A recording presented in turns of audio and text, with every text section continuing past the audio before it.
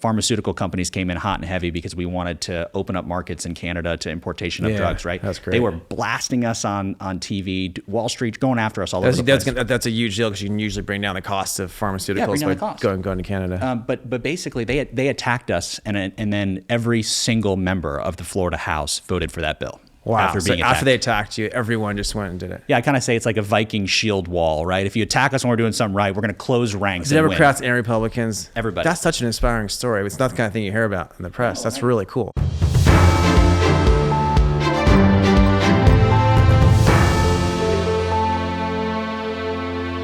I'm Joe Lonsdale. Welcome to the American Optimist. Really excited to have Florida Speaker of the House, Chris Sprowls, with us here today. Mr. Speaker, thanks for joining us. Thanks, Joe. It's great to be with you.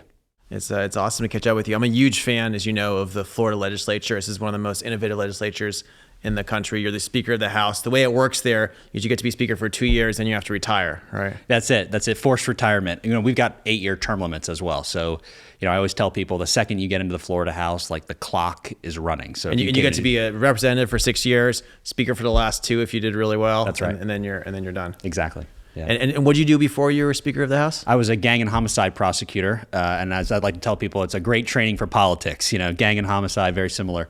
But I was a gang and homicide prosecutor for 7 years, just west of Tampa Bay in Pinellas and Pasco County. And what inspired you to get involved as a representative? Where are you involved in this political stuff? I think it started for me because my parents talked about politics at the dinner table a lot. So I think that's kind of piqued my interest. But I recall being in a courtroom one day, and I'm in this courtroom where you're sending people to prison for decades, not months or weeks. For serious stuff. Serious stuff.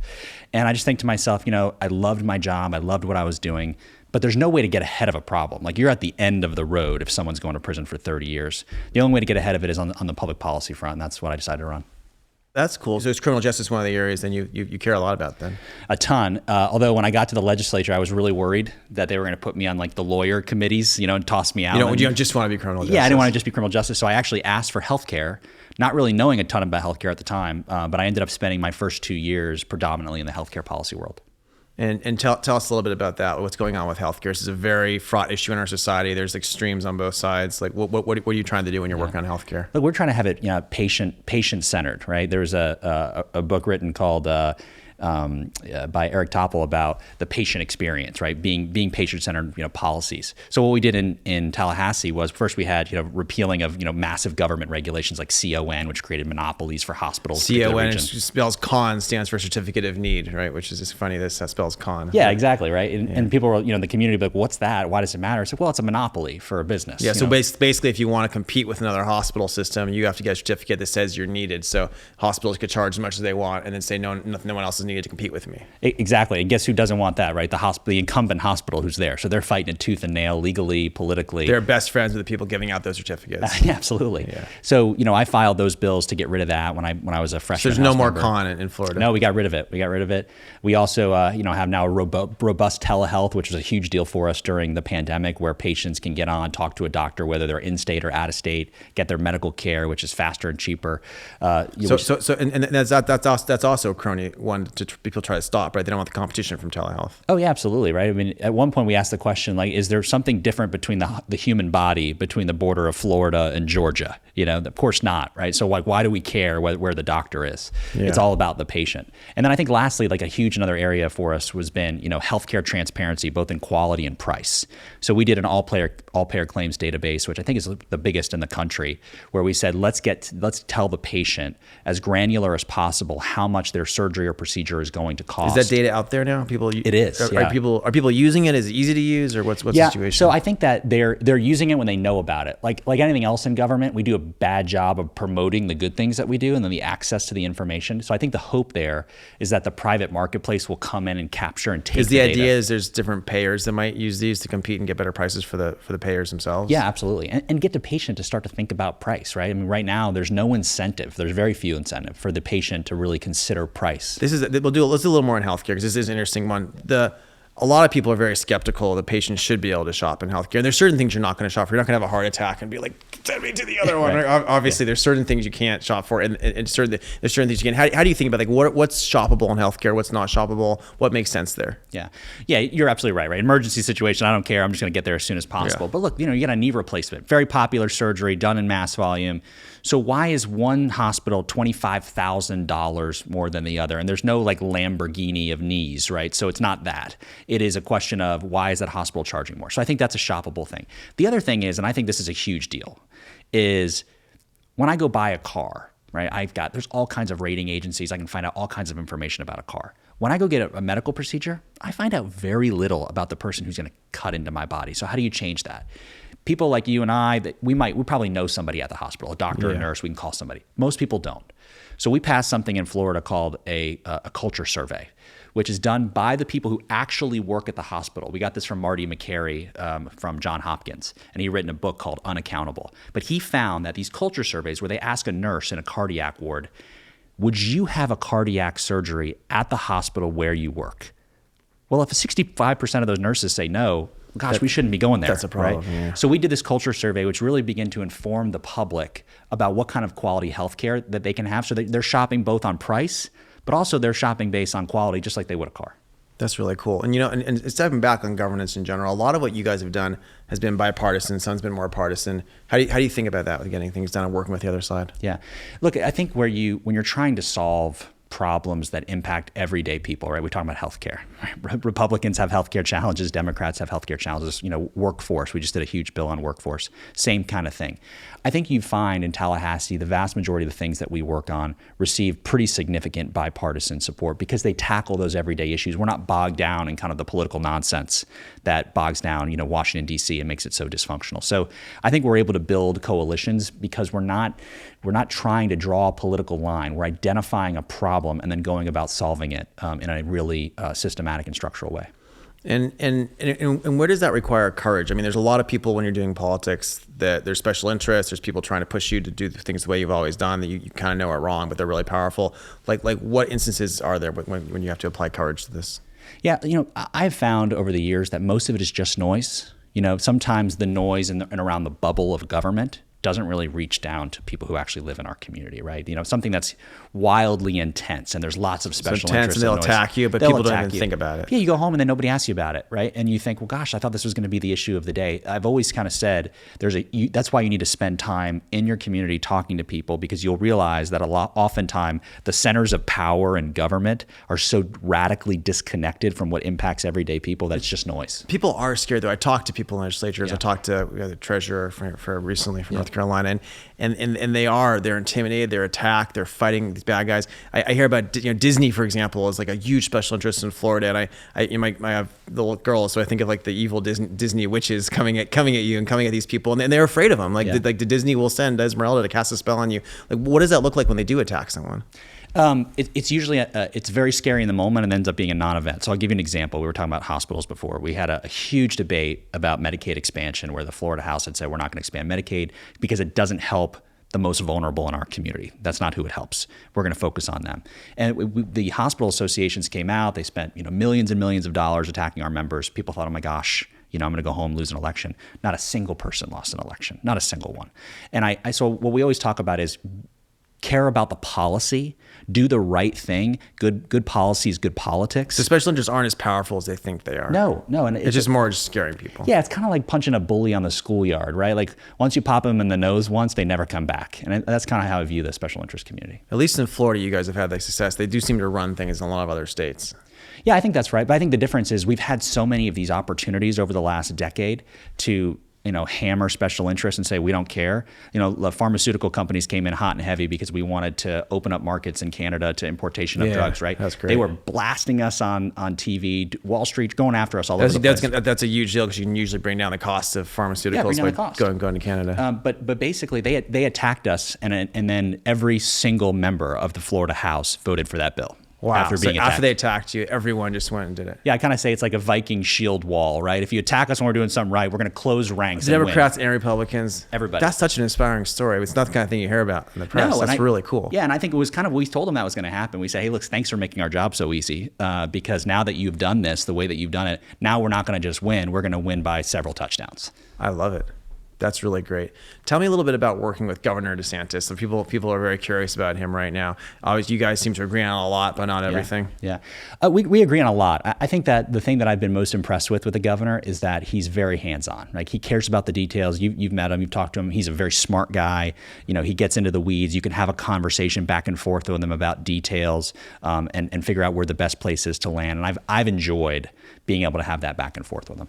Are you able to say anything you disagree with him about, or is that something you try to avoid? And I'm trying to think of something off the top of my head. I'm sure we've disagreed with things over the last 6 months, but to be honest with you, it's one of those things where it's always been able to be worked out. That's cool. Let's go to a couple other the issues you guys have worked on. Yeah. Tell me about higher education. You guys got a lot done on higher education in the last couple of sessions. What kind of stuff have you been working on? Yeah. So I think the first thing is acknowledging that not everybody should go to college. Not everybody should go to get a 4-year degree. They might need a vocational degree. Might be a vocational degree, else. Right? And I should talk about this in the context of higher ed because I think it's wildly important. And I think that also, as political leaders, we've said that for a decade, but really haven't done anything to make it real. Like, we say, oh yeah, you don't have to go to college to be successful or get the American dream, but we haven't changed any of the incentive structures to do that. So you're much better off, right, to take your government subsidy and go to a 4-year degree than you are to go get a technical education, even though— Given the subsidy. Yeah, given the subsidy. But at the end of the day, your nationally recognized industry certification may end up giving you a better career path. Yeah. So we did a bill, House Bill 1507 last year, which is the most sweeping reorganization of a workforce system and higher education system anywhere in the country. And really was based on the principle that we believe in meaningful work, whether that is through a 4-year institution where you get a degree or whether it's through a nationally recognized industry certification. Yep. So for the first time in our state's history, just like we do in K-12, we are measuring success based on who comes in the door to get a nationally recognized industry certification everywhere to a higher education. And you want to see how they do with their career afterwards as well. Absolutely, because everybody's different, right? And what we've realized, Todd Rose from Populous has done some really good studies on this, but we realized that people don't believe anymore that getting a 4-year degree is part of the American dream. It doesn't have to be. It doesn't have to be, right? And that they can get that by getting a trade, by working in, whether it's mechanics or welding or what have you. And we need to make that easier. We also need to make it easier for people to find a job. I think we forget how hard it is when you first for people get going. Yeah, like, how are you going to navigate this? We realize that everybody's doing it, right? The Department of Education, Children and Family. It might as well be nobody doing it because people don't know where to go. So we changed all that. We called it an opportunity hub. So regardless of what door you come in through, right, through the portal, you're all going to go to the same place. You're going to get career counseling. You're going to get paired up with a job to give you meaningful work and a meaningful career. And so in Texas, of course, we talk about they did the technical school incentives, and all of a sudden they had to teach skills that mattered and salaries went way up. Are you doing a little bit of that too with vocational schools? Is there some incentive where they get funding based on the success? Yeah, absolutely. But also we made it more like a business, right? So now if you go to a state college in Florida, they have to offer at least 3 certifications or technical degrees where they say, if you come and you get this certificate and you are not working in that field in 6 months, we'll give you your money back. It is a money back guarantee from government that if you come here to get this, you'll get a job. And what's cool about it is, look, every part of Florida, as you know, is a very diverse place. North Florida is nothing like South Florida. So we basically said, you guys pick the 3, but choose wisely, because whatever 3 you choose has to match your region so that people can get a job. Otherwise, you're giving people their money back. Well, is that hurt them or just the government's giving the money back? Like, what's the consequence to the person running the school? Yeah, they're losing the money, right? So we have to acknowledge, right, that the incentive structure is the same for these colleges as it is for private business. They want the revenue based on educating the person. So if we threaten to say, hey, listen, you'll have to part with that revenue, those carrots begin to align. All of a sudden they start thinking really carefully, what skills are we teaching? Yeah, and they've really leaned into it, like in a really, really big way. That's awesome. Let's talk about the other part of education. Florida's famous for having done a lot of things differently in K-12. Yeah. You guys obviously care a lot about choice. What's happening there? A lot. So this past session, we passed a school choice bill, most massive expansion of school choice in the history of the United States of America. So people are going to be watching to see what happens in Florida. They really are. And look, and just to show you, because I know the school choice fights, whether it's here in Texas or other parts of the country, receive a lot of attention, the pressure you mentioned, right? Teachers, unions, teachers, people get upset. The reality is if you just focus on the kids and not the adults in the system, it's amazing what you can do. When we passed this bill, there's an extra 1.5 million kids who qualify for school choice who didn't qualify before. Wow. It really is stunning. I think the other message there in the political debates over school choice is that I remember my first school choice bill that I filed. I was a freshman House member, and it was like 2 hours of debate. And I realized at the end of the debate, the people who were arguing against the bill had never mentioned children in the debate. Yeah. Not one time. They mentioned adults, they mentioned bus routes, they mentioned all kinds of things, none of which had to do with kids. So if you stay focused on kids and the idea that if we empower parents with the ability to make the best choice for their children, you will open up a thriving education marketplace. And what you're seeing now in Florida is a thriving public schools who are now competing with charter schools and private schools. So it's forcing the public schools to get better to compete, basically. 100%. They're sending letters to families to say, hey, I know your kid goes to this school, but let me tell you about why we're the best kept secret. That's what I want. I want them to compete for the... Because that gets them funding. 100%. So all of a sudden they care. Yeah, absolutely. Yeah. Money follows the kid. And what kind of reforms have you seen? Like, what are the schools doing differently in order to attract the kids? I think they're being more responsive to the parents and the needs of the kids. So, for example, we have a school locally called Lift Academy in Pinellas County, where I'm from, which is designed specifically for kids who have autism, because the families who had sent their kids to the public school didn't feel like they were getting a tailored education to help their children. So they started this school. Well, now the school district is robustly in that space and trying to make sure that they have the services appropriate for those kids. So I think that you're seeing them really have to step up and compete because the incentives are That's there. Awesome. It's up in the game. Everyone's trying to find new ways to offer things. What's happening with this? There's the whole big debate I have to mention right now with Virginia and everything with critical race theory and making kids feel bad about their race and all this kind of stuff. Like, does this change how that's taught differently in these schools? Because schools are afraid to be too extreme to lose kids, or what happens? Certainly, I would think that a lot of them would be in Florida because of the strong position that I've staked out, the governor, the Senate president have staked out on it, and we're going to be very aggressive on that front. But I do think that we have to acknowledge that we have a massive problem on our hands, because we oftentimes don't know what books are in the library or what is being said in class. And we may never know unless our child comes home and tells us about it. So I think that's a real world problem. One of the ways we tried to combat that this past year is we passed a sweeping Parents' Bill of Rights, right? To make sure that parents have they understand that they have the right to get the entire curriculum. So they can know what their kids being taught. We have to be active parents. We have to be active parents, but we have to have the rights to make sure that we know that we can come in and say, give me the curriculum that is going to be taught to my child, because I might not be okay with what is being conveyed to them. How should we think about that? Should they be taught, here's what the 1619 people think, and here's what 1776 people think, and here's what, should they have both views, or maybe are they too young to be hearing some of these things? Like, how should we be thinking about that? Look, I think telling a second grader about that is obscene, right, and abhorrent. I think when you're talking about K through 5 in particular, we need core values of what unites us as Americans, right? You stand up, you do the Pledge of Allegiance, you talk about the founding fathers, you talk about the aspiration of what young is people should be proud of their country, and then we should confront these things later on. Yeah, and I want to tell you about. So we've figured out, like, how do we do that, right? Because we put in laws, teach the Declaration of Independence, teach the Constitution, and we did that, and we didn't see a difference, right? I think one of the problems is that kids don't get to interact with people who have seen the other side of being in a totalitarian regime, being in a communist country. That seems like a really good thing to try to expose them to. So we rolled out this program last year we passed called Portraits in Patriotism.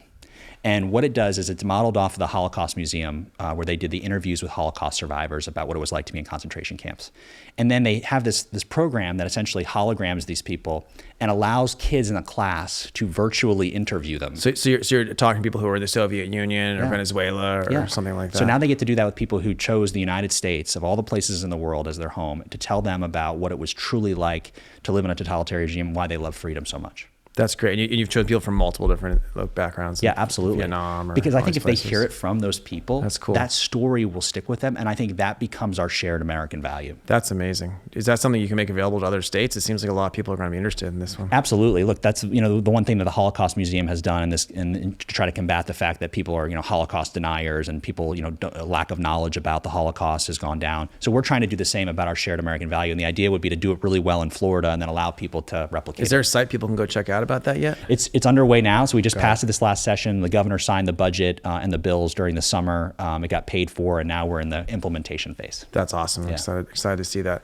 Let's go to a couple other areas. Public safety is a big one. I come from San Francisco, where I was just furious on, earlier. There's last week there was a 2-year-old that was shot on the plate in Fremont, where I'm from, and there's these gangs roving around who are stealing stuff because they're not punished anymore for stealing because of the crazy DAs and stuff. So there's this big new issue with public safety, and I'm personally a fan of certain types of criminal justice reform where we're making things better and less recidivism, but I'm very much against putting criminals on the streets. How are you approaching public safety? How are you guys thinking of it? Look, first, I think it's part to talk about your governing philosophy, right, when it comes to public safety. I believe the reason government was created was specifically for this, right? We agree that we were going to part with some of our individual liberties because we want to be protected. We want there to be a justice system where we can redress our grievances with each other. So I believe when the government fails to police in their community, when the government fails to protect their citizens, their core duty. That's it. Your core duty. What's the point of the rest of it? Everything else is kind of like wallpaper at that point. Yeah. So I think it's a number one priority, which is why we passed House Bill 1 last year to deal with rioting and combating rioting in our community, because we wanted to send a message to the rest of the country, to your Californias, your Oregons, don't come here and engage in that kind of conduct, because we won't tolerate destruction of property, Molotov cocktails through windows. But I believe that we need to be strong on people who are violent criminals. I believe that the justice system can be done smartly. I think that you can use the power of data to make the right decision. What's the right decision mean? So a couple years ago, we put together a data transparency bill. So the right decision, in my opinion, is using data, using real information, not anecdote, not stories, to make the choice as to how we should treat an individual offender, right? So if an individual, people will say, well, we're incarcerating, all the people we incarcerate are low-level drug offenders. In the state of Florida, that's not true. In fact, nothing could be further from the truth. Only 14% of the people in state prison in Florida are there for drugs. Even as a prosecutor, are you against incarcerating someone who's just only made their first mistake with drugs or something? Or how do you think about that? I would say that people who say that happens, at least in the state of Florida, I can't say for other states, is totally made up. It's not. That doesn't happen. It's like I always say you have to work really hard to get to prison. If somebody who's caught with some cocaine, that person doesn't wake up the next day and is in state prison. That doesn't happen ever. The only time it would is if they violated probation so many times that there wasn't anything left to do with them. So there's a lot of untruths and mischaracterizations in the conversation about criminal justice. And I think the way you deal with that is to have this robust data transparency. We will have the most robust collection and public reporting of data transparency in criminal justice of any state in America. So you can measure everything that's happening, measure recidivism, and you could try programs and see what programs work and don't work. Yeah, absolutely. And if we're going to have this debate as to what the right decision is, right? Let's do it on the same sheet of music. So at least we're talking about the same set of collective facts. Totally. We're big behind the nonprofit recidivism. We're talking about which says this as well. And I think it's really important. It's nonpartisan to get the data. Yeah. Then we could try things. There is an interesting thing. I think there's a far left thing going around hiring DAs who don't prosecute people because they say we're sending them to jail for too long. How do you think about that? It's a huge responsibility. You're a prosecutor. You're putting someone away for 30 years. Yeah. You probably, and there's a lot of prosecutors supposedly that try to put them away even when they're not guilty because it's their job. How do you think about the morals around that type of thing? Yeah, look, I mean, if that people are doing that, right? If somebody's trying to put someone in prison because they want a conviction, that is abhorrent. It's criminal in my mind. So a prosecutor has a moral duty not to try to prosecute once they realize they're innocent. Yeah, look, they used to call prosecutors, which I preferred the title, right? Ministers of justice, right? Because if you're truly a minister of justice, it's not about a conviction. It's about what's the right thing to do here. Yeah. And when I always kind of said the worst prosecutors I ever met were the ones who said no all the time. The next worst were the people who said yes all the time, right? It is a dynamic job that requires someone to make an individual decision based on the facts of that particular case. So what are the nonpartisan versus partisan issues on this? Because you're able to pass the use of force reporting with unanimous support. Everyone wants to report on that. What are the ones you're fighting about? I'm curious. Where do you get along versus where do you fight on these? I always ask people. They say, how do you feel about criminal justice reform? I said, I don't know. It depends which reform you're talking about, right? We have to talk about it in specifics. There is a segment of reformers who believe that we incarcerate violent criminals for too long. There's a real movement on that.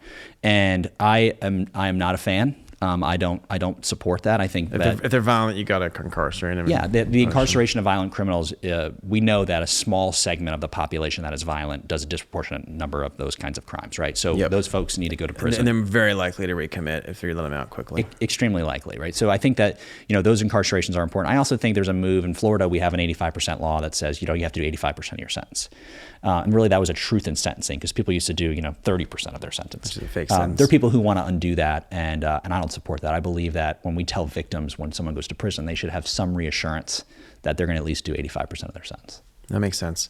Let's shift over to the economy. Texas and Florida, I guess, are the two states growing the fastest right now. People coming into them, most job creation. How do we make sure we have a thriving middle class in Florida in 5-10 years? And what are the lessons people can learn from Florida? Yeah, I think it's multifaceted. So we talked about the workforce bill that we passed, where it's we're talking about obviously you have your high end tech jobs that are coming to the Tampa Bay area or to Miami, which is now a huge tech center. But we also need the individuals around that who are going to support that industry, who might have not gone to a 4-year university. Now you're seeing big tech companies like Google and others who are not necessarily hiring people who went to a 4-year university if they've got the skill set. Well, also I've heard like every tech job creates like 4 or 5 jobs nearby it, right? No question, right? Yeah. But then there also becomes, okay, so if I get a job that's a great middle class job at a new tech company, where are my kids going to go to school? So do I have to send them to a private school that's really expensive? That's my only option, in which case now I've fallen out of the middle class. So school choice is about helping the middle class. 100%. Well. We've expanded, we have a corporate tax credit scholarship in Florida, mostly for poor kids to allow them to go to private schools. We've expanded that. We've continued to expand that further into the middle class so that middle class families don't have to decide between sending their kids to a school that's best for them and falling out of the middle class. That's awesome. What are the other issues that have driven growth in the economy in Florida? Look, I think our business climate, the fact that we have no state income tax, the fact that we welcome business, the fact that when you come there as a business owner, Florida used to be the place that was like the carrot at the end of the life well lived, right? Hey, great job, you now get to retire to Florida. That's not the case anymore. People are coming. Yeah, we lead the nation in domestic migration. And a lot of that is because now people are moving their businesses here, they're growing their families here, they know they have school options, they know that our state university system, is ranked U.S. News & World Report as #1 in the nation, in large part because of its affordability for students. Well, what's the biggest threat then to all this? To Florida? Yeah. Look, I think we're always one election away from a complete and utter reversal. I believe, 50,000 votes was the difference between Ron DeSantis being governor of Florida and not.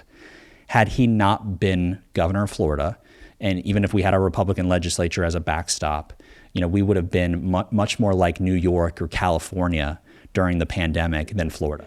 The pandemic has been terrible for lots of reasons, right? People have gotten sick, people have died, it's hurting the economy.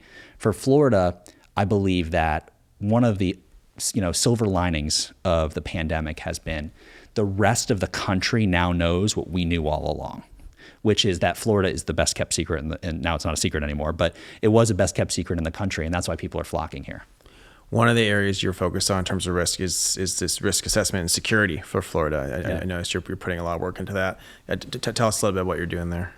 Well, we're taking that one from the private sector, right? Here we look at companies who've said, okay, what's our risks as a company? Let's bring in somebody to tell us what our risks are. So we brought in Willis Towers Watson, obviously a globally known risk assessor.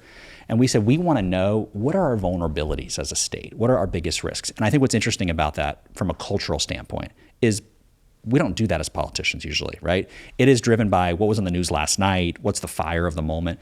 But if we were to step back and say, what is Florida going to look like in 30 years? Tell us what my risks are. So right now they are doing, I think, the first ever statewide risk assessment where they're trying to identify what are our risks. And I think that based on what I've seen so far, and the jury's still out, but I believe that you're going to see massive risks in cybersecurity. I think you're going to see massive risks in coastal flooding, both of which are two issues that we looked at last year and had some significant movement on. The flooding is tied to the hurricanes? Yeah, part of it's hurricanes. Part of it is, obviously the flooding on the coast that has gotten, considerably worse over time, which now is, hurting people's home values, hurting their insurance rates. Are there a way to build giant dikes, or is it so big that it's hard? Like, what can you do? No, I think you can do. Look, some of it's, construction of a seawall, right? Some of it has to do with drainage and sewage and dealing with that issue. But we also have a clean water problem that's created by that. So it's a multifaceted system. Last year we did a resiliency bill which put $1 billion in for things like coastal infrastructure. infrastructure so that whatever the challenge of the community is, Tampa Bay, for example, #1 in the nation at risk of storm surge. How do we plan for that? What's the best way? Give us a plan, and then let's construct it. Make sure you get guys like Elon Musk building things for you instead of some of the guys from the '80s who built those buildings. Yeah, exactly right. That's exactly right. Yeah. Yeah, no, that's really cool. So we started American Optimists, obviously, to push back against the wave of pessimism and division that's sweeping things. What should give people hope from your experience that good governance is possible and that our country's headed the right way? I'll give you two that are kind of hard optimism and science, and then one I think is social. So the two in science are, I think, and there's been a podcast that you did previously on this, of what's happening in cellular research as it relates to attacking diseases, right? What I kind of think of as like the SEAL Team 6 of cells to come in and eliminate cancer. Like I think we're on the cutting edge of that, and I think that's going to be huge for us in the next decade. I also think that the space program, we're from Florida, so you've seen what SpaceX can do and Blue Origin. I think one of the worst things that America ever did was step back from the space program. I think it killed innovation in a way that we would have accelerated considerably more had we continued it. So I'm excited about what's happening in space. I think it's the opportunities there are literally endless and infinite, and I think that's going to be huge for Florida and huge for the country. And then I think socially, what I would say is I have got to believe that there is going to be a backlash from this world that we are living in now, where we're on Facebook and Twitter and not talking to each other anymore, like you and I are talking to each other now, and that there is going to be a social backlash where people realize like this is terrible for the country, this is terrible for me and my family. What I really need to do is be at the ball field, or what I really need to do is be at church on Sunday or the PTA meeting where there's actual humans. So you're not a fan of the metaverse necessarily. If you're living in the real world here. No, not yet. I like to say you have like the Twitter roaming Robespierres that are running around lopping people's heads off on Twitter. Like that's nonsense. It's a bunch of noise. It's not the real world. And my hope socially for us as a country and as a society is that there's going to be a huge backlash and people are actually going to want to talk to each other. And what would you say to people who are thinking about getting involved in politics? You're happy you made this choice? Is it like what kind of person do you have to be to wade in and be a leader in politics as you've been? I think you certainly have to have thick skin, but I would also say get involved in an area where you can make a difference, like truly make a difference. I mean, I look at Washington right now and I think to myself, what do you do there? There's nothing that's happening that's good. People are screaming at each other. Where the real experiment in our republic is in our state governments, and that's where I feel like people can make the most difference. If you work hard, play by the rules, try to be bold, you're going to be able to accomplish things like we have in Florida. So that would be my. That's where you're going to teach the nation how things work. That's our focus at Cicero, as is going to state levels and actually treating it like the laboratory of democracy, and we're partnering with innovators like you guys. Yeah, I think that's the difference between people who are looking at bold solutions. Like, so take Cicero, for example, who's actually coming to the states and saying, look, we're not going to bother trying to pitch this to the federal government. Number one, it's not their lane. And number two, they're going to be bad at it even if they tried. Yeah. Where we really need is a success story, whether that's in Florida or Texas, to be able to show the nation that this can happen. A lot of people are frustrated by government, but I love your positive energy and the innovation you guys are putting out. Thanks so much for joining us today. Thanks, Joe. There's going to be more to come here in Florida.